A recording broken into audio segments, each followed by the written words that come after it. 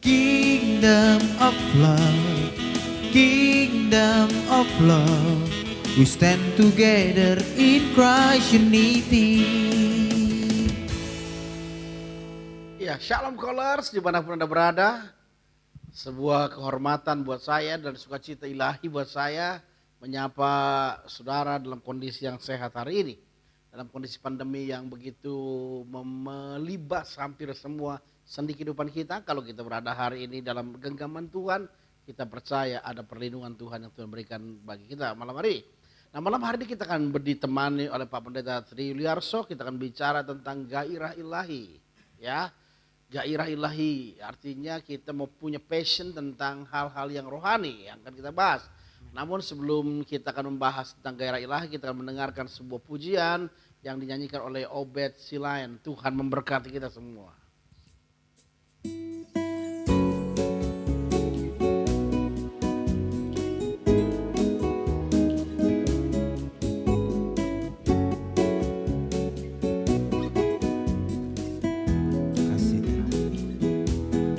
Aku ingin selalu berada di hadirat-Mu. Aku ingin selalu berlindung dalam naungan-Mu. Dibawa kepak sayap-Mu, Kau bawaku terbang tinggi, melintasi langit biru, bagaikan Raja Wali. Aku ingin selalu berada di hadirat-Mu. Aku ingin selalu berlindung dalam naungan-Mu. Dibawa kepak sayap-Mu, Kau bawaku terbang tinggi, melintasi langit biru, bagaikan Raja Wali. Raja Wali melintasi gunung tinggi, bagai Raja Wali melintasi badai hidup. Dibawa kepak sayap-Mu, Kau bawaku terbang tinggi, melintasi langit biru, bagaikan Raja Wali. Aku ingin selalu berada di hadirat-Mu. Amin Tuhan. Aku ingin selalu berlindung dalam naungan-Mu. Dibawa kepak sayap-Mu, Kau bawaku terbang tinggi, melintasi langit biru, bagaikan Raja Wali. Bagai Raja Wali melintasi gunung tinggi, bagai Raja Wali melintasi badai hidup. Dibawa kepak sayap-Mu, Kau bawaku terbang tinggi, melintasi langit biru, bagaikan Raja Wali. Bagai Raja Wali melintasi gunung tinggi, bagai Raja Wali melintasi badai hidup. Dibawa kepak sayap-Mu, Kau bawaku terbang tinggi, melintasi langit biru, bagaikan Raja Wali. Melintasi langit biru, bagaikan Raja Wali. Melintasi langit biru, bagaikan Raja Wali.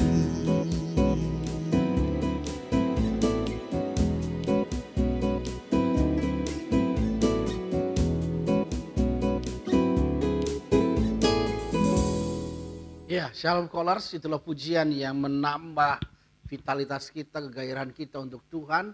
Karena bagai Raja Wali dia bisa terbang tinggi di atas segala permasalahan kehidupan kita.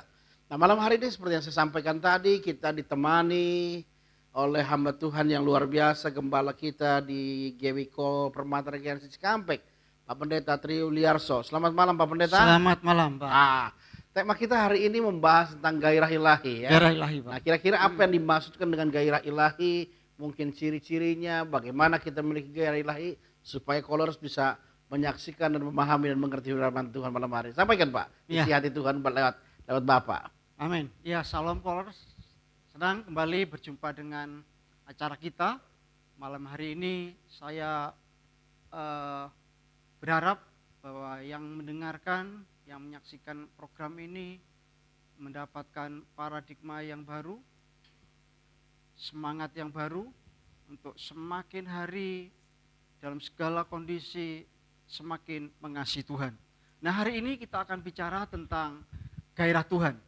Tapi sebelum masuk penjelasan tentang gairah Tuhan, hari ini kita akan belajar bersama-sama tentang gairah yang ada di dunia yang belakangan ini saya perhatikan. Kalau saya perhatikan, belakangan ini ada banyak gairah yang dimiliki oleh manusia. Yang pertama itu memang gairah Tuhan. Yang kedua itu tentu gairah iblis. Kalau orang mencuri, ya, orang membunuh, orang memperkosa, itu jelas arahannya siapa yang menggerakkan, siapa yang menggairahkan, spirit apa yang ada dalam manusia itu. Nah, yang ketiga, bagaimana manusia memiliki gairah, spirit, semangat berjalan oleh diri sendiri. Sehingga ini memicu kepada satu paham yang namanya paham nihilisme. Paham kekosongan, karena manusia yang ada dalam paham ini menganggap bahwa semuanya yang terjadi dalam dunia ini tidak ada yang menciptakan, ya. Jadi keadaan dunia yang ada dianggapnya itu sudah memang seperti ini, ya. Orang model ini adalah orang yang tidak percaya kepada Tuhan. Nah, orang yang tidak percaya kepada Tuhan berarti dia ada di pihak setan atau pihak iblis. Tentu bukan bersama dengan Tuhan. Mungkin ada istilah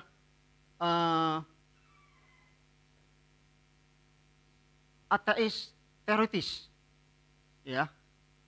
Teis teoritis, saya ulang, teis teoritis. Secara teori dia bertuhan, tetapi pada prakteknya dia ateis praktis, artinya tidak percaya kepada Tuhan. Nah, kecenderungan manusia belakangan ini banyak terjerembab di sini, banyak terjerumus di sini. Mungkin dia secara teori dia bertuhan atau beragama, tetapi pada prakteknya, faktanya dia tidak bertuhan. Sehingga masuk ke dalam praktek ateis praktis, Pak. Nah, karena manusia itu punya spirit, karena manusia punya gairah, nah tergantung siapa yang menggerakkan. Nah hari ini saya berharap kita yang mendengar kebenaran firman Tuhan malam ini, supaya kita bersama-sama dalam hidup kita yang kita jalani dalam segala kesukaran dan kesulitan ini, tetap kita mengarahkan hidup kita, semangat kita, spirit kita, itu gairah hidup kita, itu bersama dengan Tuhan. Karena Tuhan yang kita kenal dalam nama Yesus, itu adalah Tuhan yang menciptakan jagat raya alam semesta ini. Ya. Karena sekarang yang saya perhatikan itu banyak orang sebenarnya bukan menyembah Tuhan, tapi menyembah dewa. Karena apa? Karena sebenarnya Tuhan yang dianggapnya sama dia itu bukan Tuhan yang menciptakan langit dan bumi, Pak. Nah, kita bersyukur punya Allah di dalam nama Yesus Kristus. Alkitab mencatat bahwa segala sesuatu yang ada di jagat raya ini diciptakan oleh Tuhan. Nah, kita hari ini di dunia ini ada di alam semesta, dan kita ada dalam satu planet namanya bumi. Nah, kita ada dalam satu galaksi yang namanya galaksi Bima Sakti. Nah, ada di bumi, planet bumi ini masuk galaksi Bima Sakti, Pak. Nah, jumlah planet galaksi Bima Sakti itu diperkirakan 200 miliar sampai 400 miliar jumlahnya. Nah, lalu galaksi yang terbesar yang pernah saya baca itu galaksi Andromeda, itu tembus sampai 1 triliun planet, Pak. Nah, artinya begini, betapa hebatnya Tuhan yang kita kenal dalam nama Yesus menciptakan jagat raya yang tidak terbatas. Jadi kalau kita malam hari melihat ke atas, ada bulan, ada bintang di sana, itu bukan berarti alam semesta ini ada batasnya, ada kotaknya. Jadi jagat raya alam semesta ini itu tidak terbatas. Jadi betapa agung, betapa mulia Tuhan kita yang kita kenal dalam nama Yesus Kristus. Nah, karenanya dengan pemahaman seperti ini saya berharap kita mengenal Tuhan lebih sungguh, lalu kita memiliki gairah atau semangat, spirit gairah Tuhan, Pak. Nah, hari ini kita akan belajar tentang ciri-ciri dari orang yang percaya kepada Tuhan yang memiliki gairah ilahi atau gairah Tuhan. Yang pertama, kalau kita baca dalam kitab Matius pasal 5 ayat yang ke-6, di sana mencatat, berbagailah orang yang haus dan lapar akan kebenaran.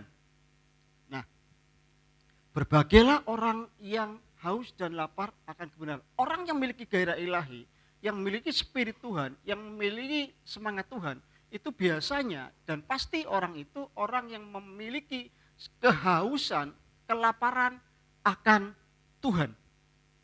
Ini penting, ya.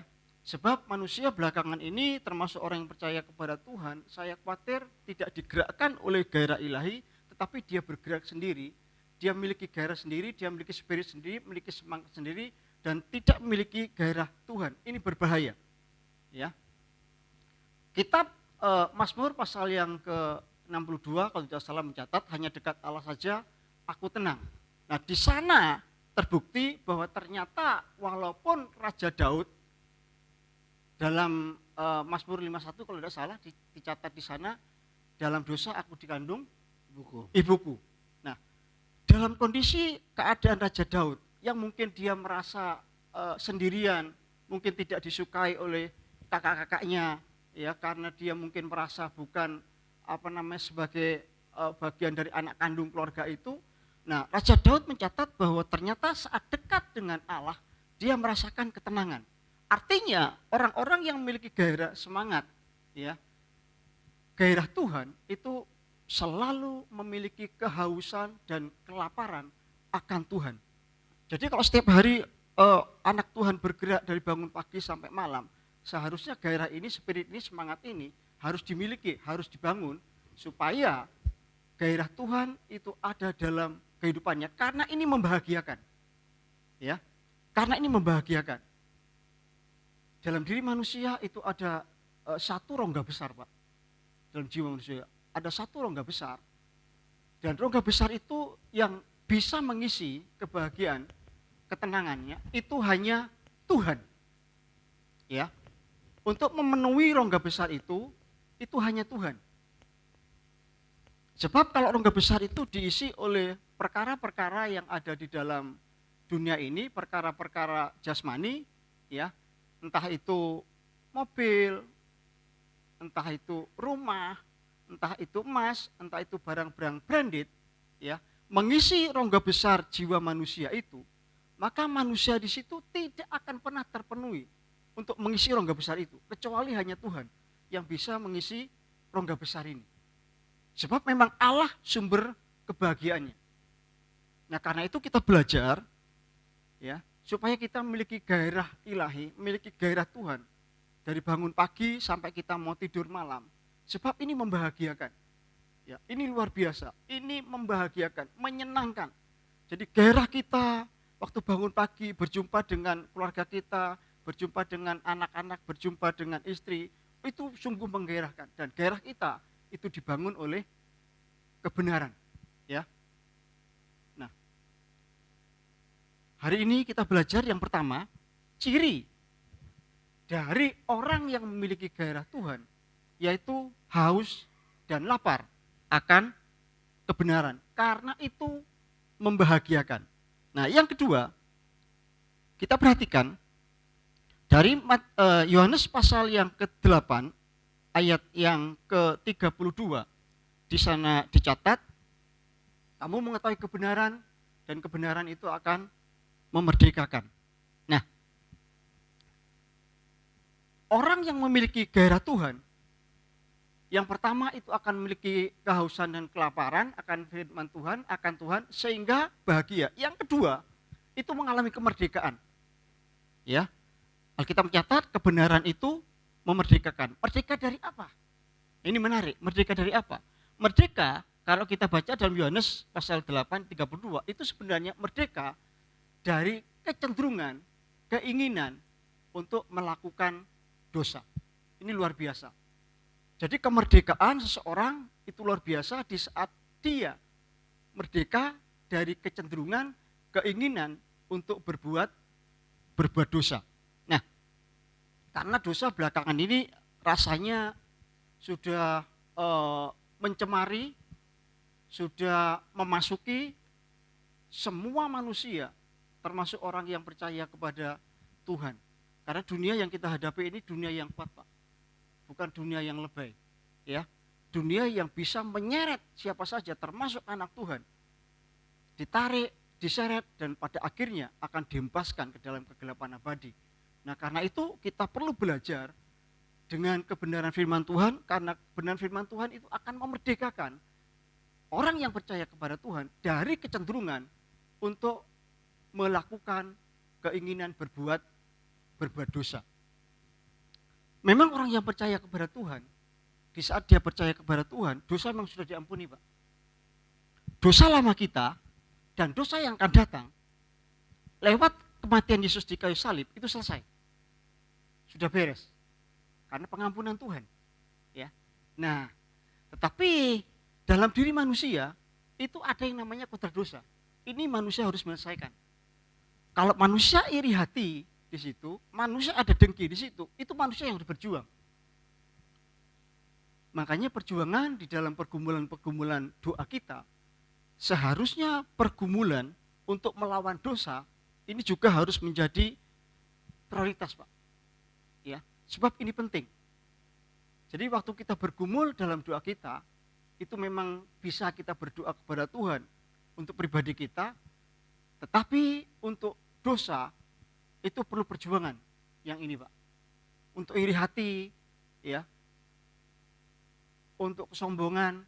Nah, ini perlu perjuangan kita dan itu perlu dipergumulkan agar kita bisa memiliki kemerdekaan, yaitu kemerdekaan dari kecenderungan untuk berbuat dosa.